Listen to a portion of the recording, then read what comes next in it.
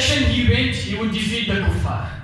Whoever came in front of him, he would defeat him. Wherever he stood, he would throw corpses and bodies on the floor. Nobody could face that person. I asked some people, who is this person? So much talent, so much courage, so powerful. Wherever he goes, he is killing the kuffar. People said, he is Hamza, the uncle of Nabi sallallahu alayhi wa sallam.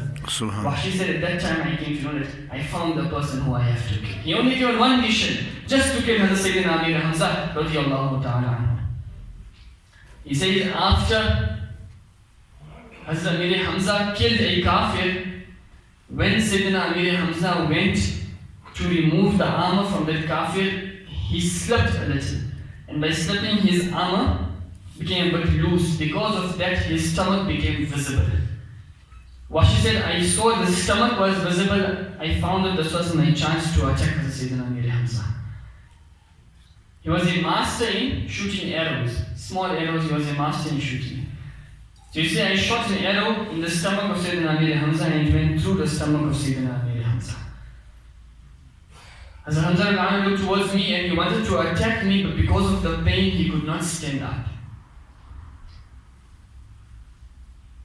As Amir Hamza went on the ground and because of that he became shaheed, he passed away. Wahshi went and he cut the chest and stomach of Hazrat Amir Hamza and he took out the liver of Sayyidina Amir Hamza radiyallahu ta'ala anhu. Then he went to the wife of Abu Sufyan, Hinda, and he said, this is the liver of Sayyidina Amir Hamza radiyallahu ta'ala anhu. Hinda took that liver and she started chewing the liver. After chewing it, she could not swallow it, so she spat it out. And then she said, take me to the body of Sayyidina Amir Hamza, the uncle of Nabi sallallahu alayhi wa sallam. Wahshi took her to the body of Sayyidina Amir Hamza and Hinda cut off the ears and the nose of Sayyidina Amir Hamza radiyallahu ta'ala. Hinda was the wife of Abu Sufyan. Abu Sufyan, Hinda, both of them accepted Islam later on. Both of them accepted Islam later on. Nobody must stand up and start swearing Abu Sufyan or start swearing Hinda. Whatever they did at that time was wrong, but later on they accepted Islam and they were forgiven by Nabi sallallahu alayhi wa sallam. Wahshi says, this was my duty in the battle of Uhud that I have to make Hazrat Sayyidina Amir Hamza shaheed. After I was done with my duty, I left Medina and I went to stay in another place. After the demise of Nabi sallallahu alayhi wa sallam, a battle took place between Hazrat Bakr Siddiq and Musaylama Kazzab. Musaylama Kazzab was that person who claimed to be a Nabi after the demise of Nabi sallallahu alayhi wa sallam. He says, when Hazrat Bakr Siddiq and Musaylama Kazzab fought with each other, before that battle when Nabi sallallahu alayhi wa sallam was physically alive, I went in the court of Nabi sallallahu alayhi wa sallam. Somebody told me that if you accept Islam, Nabi sallallahu alayhi wa sallam is not going to say anything to you. Wahshi says, I went in the court of Nabi sallallahu alayhi wa sallam and I accepted Islam on the hands of Nabi sallallahu alayhi wa sallam. My Nabi did not take revenge. He said, oh Wahshi, how did you kill my uncle? Tell me the entire incident. He says, after I mentioned the entire incident to Nabi sallallahu alayhi wa sallam, my Nabi said, Wahshi, you have accepted Islam. I am not going to take revenge, but from today, do not come in front of me. Whenever I see you, I remember my uncle and I miss him. My Nabi sallallahu even forgave that person who harmed and killed his uncle, his beloved uncle in the battle of Uhud. As Wahshi says, at that time I became a Muslim. I decided to fight in the battles against the kuffar. After the physical departure of Nabi sallallahu alaihi wasallam, I took part in the battle between Abu Bakr Siddiq and Musaylama Kazzab. In the battle, I saw Musaylama Kazzab was in front of me. I found that this was the opportunity to kill this person. The person who is claiming to be a Nabi of Allah subhanahu wa ta'ala. He said, I took my arrow. And as I was about to shoot an arrow towards Musaylama Kazzab, there was another Ansari Sahabi who was also ready to shoot an arrow. As Wahshi said, when I saw that Sahabi is ready to shoot an arrow, I thought, let me shoot first, so my arrow should kill Musaylama Kazzab. He said, as soon as I shot my arrow, that Sahabi also shot his arrow. Both arrows went and hit Musaylama Kazzab. Wahshi says, I don't know whose arrow killed Musaylama Kazzab, but I know one thing for sure. After Nabi sallallahu alayhi wa sallam, I was the reason who killed the best person on this earth, the uncle of Nabi sallallahu alayhi wasallam, but I am pleased, I am happy that I am also the person who killed the worst person on this earth, who was Musaylama Kazzab. He says, if I killed the best person, I also killed the worst person on this earth. In the Battle of Uhud, there were many different strategies which the Muslimin used. One strategy my Nabi sallallahu alayhi wasallam used, he told the Muslimin, he took 50 young men and said, go to Jabal Ramat. Jabal Ramat was a mountain. He said, stay on that mountain. Whatever the situation is, do not come into the battlefield. If we win the battle, do not come and celebrate. If we lose the battle and the kuffar are killing us, still do not come in the battlefield. No matter whatever happens, remain on your position. What my Nabi said? Remain on your position. Then my Nabi said, if you leave that position of yours and you come into the battlefield, matters will be complicated for us. Is this not ilm ghaib and knowledge of the unseen? The incident did not happen as yet. My Nabi is saying, do not leave your place. If you leave your position which I have appointed you to be on, we are going to be in difficulty, the Muslims are going to suffer. 50 people were appointed, and they all were people who used to shoot arrows. Hazrat Khalid bin Walid at that time was not a Muslim. He tried many times to attack from that part, from that mountain, but because the people who were on the mountain, he could not attack from that part. When the Muslimin were about to win the battle of Uhud and the kuffar started running away from the battlefield, those 50 people on top thought that now we won the battle. When they thought we won the battle, they left their position and they came on the battlefield. My Nabi told them, do not leave the position no matter whatever happens. They said, we are going to win now. They left the position and they came. As they left the position, Hazrat Khalid bin Walid, he saw an opportunity. This is an opportunity to now attack the Muslimin, and they attacked the Muslimin from that same angle, that same direction. Because of that attacking, Sahaba-i-Kiram were martyred. The blessed teeth of Nabi sallallahu alayhi wasallam was made shaheed. 2 front teeth on top and the 2 bottom teeth. These 4 teeth were made shaheed, they became loose. And because of that, blood came out from the mouth of Nabi sallallahu alayhi wasallam. The entire battle changed. Muslimin were winning. Because of that attack, now the Muslims came in a difficult situation.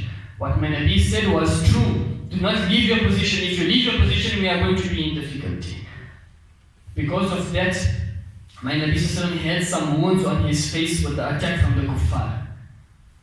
When one wound started bleeding, a Sahabi of Nabi sallallahu alayhi wasallam came and he put his mouth on that blood and he started sucking the blood. What did he do? He started sucking the blood. Is it permissible for anybody to suck your own blood? No. Not permissible. As I mentioned in the Holy Quran, that blood is haram. You cannot suck blood, you cannot eat blood. The Sahabi, he saw that my Nabi's face is bleeding. What must I do? I don't have anything to stop the blood. The only option is me putting my mouth and sucking the blood. Without thinking whether it is permissible or not, he went and put his mouth on the wound and sucked the blood of Nabi sallallahu alaihi wasallam. My Nabi asked, oh my Sahabi, are you sucking my blood? Sahabi said, Ya Rasulullah, I am sucking your blood because there is nothing else which I can stop the blood from. That is why I am sucking it. Look at the words of my Nabi. He said, Man massa dami, the one whose blood touches my blood, he will not enter the fire of Jannah. Subhanallah. He will not burn that body. I ask you. The Sahabi did not think what was jaiz, what was not jaiz, was it halal, what is haram. His only intention was, I must stop the blood coming out from the face of Nabi sallallahu alaihi wasallam. And because of that, he sucked the blood of Nabi sallallahu alaihi wasallam. The Sahaba-i-Kiram are giving you a lesson that when it comes to Nabi sallallahu alaihi wasallam, then you must not worry about all the halal things, all the haram things. Whatever you can do to save Nabi sallallahu alaihi wasallam, whatever you can do to protect Nabi sallallahu alaihi wasallam, whatever you can do to help Nabi sallallahu alaihi wasallam and his deen, you must do that. Allah subhanahu wa ta'ala will grant you reward for whatever action you do. Subhanallah. The one whose blood touches my blood, the fire of Jahannam will not touch that person. Hazrat Talha radiallahu anhu, after the battle of Uhud, there was a misconception that Nabi sallallahu alayhi wasallam was martyred in the battle of Uhud. People thought he was made shaheed. Hazrat Talha was wounded, Sahaba Kiram say he was wounded so badly that if we had to count the wounds on his body, it would be more than 70 cuts and 70 wounds of swords, of arrows. His one finger was also cut. In that situation, he fell unconscious. Hazrat Abu Bakr Siddiq woke him up. As soon as he regained consciousness, the first thing he asked, how is Nabi sallallahu alayhi wa sallam?